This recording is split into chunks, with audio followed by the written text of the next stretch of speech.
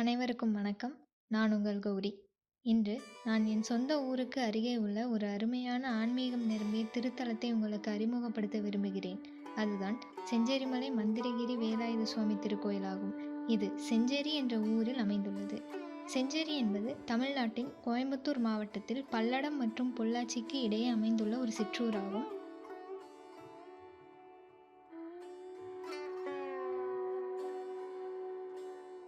இயற்கை வளங்களால் அழகுறும் இந்த ஊர் செம்மண் மலைகள் சூழ்ந்திருப்பதால் செஞ்சேரி என்று அழைக்கப்படுகிறது. செஞ்சேரி என்பது ஒரு விவசாய கிராமமாகும். இந்த இடத்தில் தென்னை மரங்கள், வாழை மற்றும் நார் செடிகள் அதிகமாக காணப்படுகின்றன.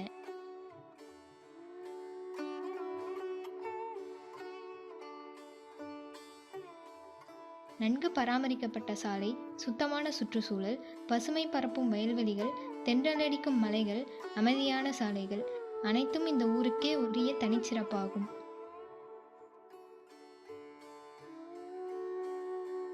இந்த ஊரின் முக்கிய அடையாளம் செஞ்சேரிமலை மந்திரகிரி வேலாயுத சுவாமி திருக்கோயிலாகும். இந்த மலை மந்திர சக்தி கொண்ட மலை என கருதப்படுகிறது. அதனால்தான் இதற்கு மந்திரகிரி என்றும் மந்திராச்சலம் என்ற பெயர்களும் உண்டு. மலைக்கு அருகே பசுமை பரவிய சுற்றுச்சூழல், அமைதியான சூழ்நிலை பக்தர்களின் மனதையும் அமைதியாக்குகிறது. இந்த கோவிலின் பிரதான தெய்வம் அருள்மிகு மந்திரகிரி வேலாயுத சுவாமி ஆவர். அவர் 12 கைகளுடன் இங்கு அருள் பாலிக்கிறார். இது மற்ற முருகர் கோவில்களில் காணப்படாத ஒரு விசேஷமாகும். அவரின் இடது பக்கம் சேவல் திருவுருவமும் வலது கையில் சிவலிங்கத்தையும் கொண்டிருப்பது மிகவும் அபூர்வமான ஒன்றாக கருதப்படுகிறது. இது முருகன் மற்றும் சிவனின் இணைந்த வடிவத்தை பிரதிபலிக்கின்றது என்றும் சிலர் கூறுகின்றனர். இந்த கோவிலில் நவகிரக சந்நிதி ஒரு வித்தியாசமான முறையில் அமைக்கப்பட்டுள்ளது. சூரிய பகவான் மேற்கே பார்த்து இருக்க, மற்ற கிரகங்கள் அவரை நோக்கி அமர்ந்துள்ளன. இது மிகவும் அபூர்வமான வழிபாட்டு முறையாக கருதப்படுகிறது. இந்த கோவிலின் வரலாறு மிகவும் பழமையானது. தேவர்களை துன்புறுத்தும் அசுர மன்னன் சூரபத்மனை அழிக்க முருகர் படைக்கப்பட்டார்.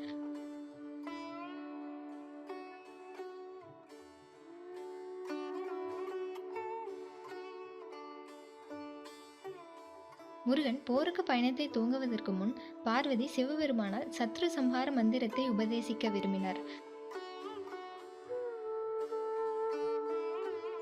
முருகன் தந்தையை அணுகிய போது கடும் தவம் செய்த பிறகுதான் அம்மந்திரத்தை பெற முடியும் என்றும், கடம்ப மரம், கங்கை நீர், தர்ப்பை, மகாவிஷ்ணுவுக்கு சிவதீட்சை பெற்ற சந்நிதி என 4 வேதங்களும் இருக்கும் இடத்தில்தான் தவம் செய்ய வேண்டும் என்று கூறினார்.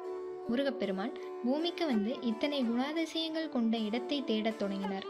செஞ்சேரி மலையில் கடம்ப மரம், தர்ப்பை, ஞான தீர்த்த சுனை வடிவில் கங்கை நீர், அது மட்டுமின்றி மகாவிஷ்ணு சிவதீட்சை பெற்ற சின்னமலை ஆகிய இடங்கள் எல்லாம் நேர்கோட்டில் அருகருகே அமைந்துள்ளன. அவர் இங்கே தவம் செய்தார்.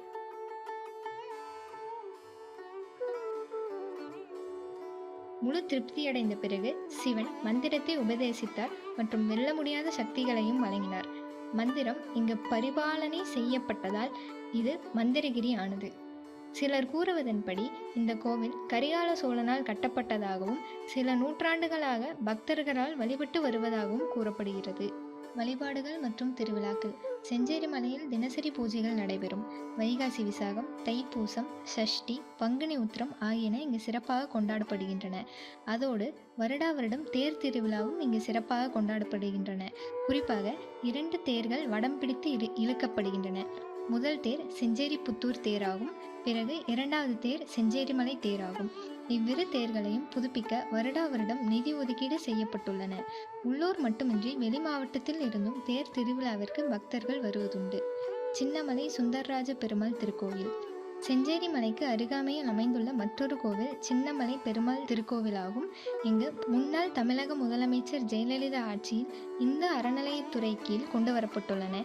இவ்விரு கோவில்களுக்கும் மலைமேல் செல்ல தார் சாலை அமைக்கப்பட்டுள்ளன.